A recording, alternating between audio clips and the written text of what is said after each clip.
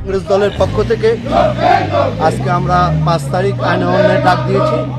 আইন অমান্যের main issue হচ্ছে দ্রব্যমূল্য বৃদ্ধি, জিএসটি বৃদ্ধি করে গরিব মানুষের উপর ট্যাক্স কর চাপিয়ে দেওয়া হচ্ছে এবং অগ্নিপথ যে চাকরিটা বেকারদের নিয়ে প্রহসন করছেন বিজেপি সরকার বেকার বিদ্বেষী, শিক্ষিতের বিদ্বেষী।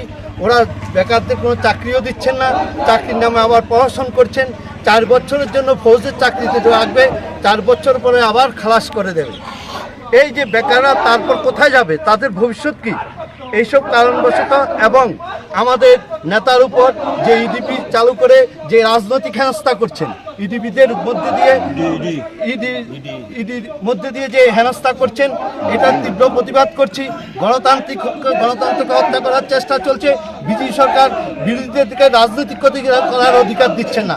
ওনারা চাইছেন বিরোধীমুক্ত সরকার, যাতে একটা কমিউনিস্ট সরকারের মতন এখন নায়কতন্ত্র, যেখানে ওই বিজেপির নরেন্দ্র মোদী ছাড়া আর কেউ থাকতে পারবে না। উনি যা সিদ্ধান্ত নেবেন, ওনার সিদ্ধান্ত চূড়ান্ত সিদ্ধান্ত, সেটা ভাবতে হবে। এই যে জিনিসটা চালু করতে চাইছেন ভারতবর্ষে ধর্মের নামে, সেটার আমরা তীব্র বিদ্বেষী। এবং তার সাথে যে আজকে আমরা এখান থেকে আমাদের আন্দোলন এখানে শেষ নয়, যদি এইভাবে চলতে থাকে ভারতবর্ষের সাথে আমরা এই আন্দোলনের পরপর আমরা আরও পদক্ষেপ নেব। এইখান থেকে আমাদের পদক্ষেপ শুরু। জয় হিন্দ, বন্দে মাতরম।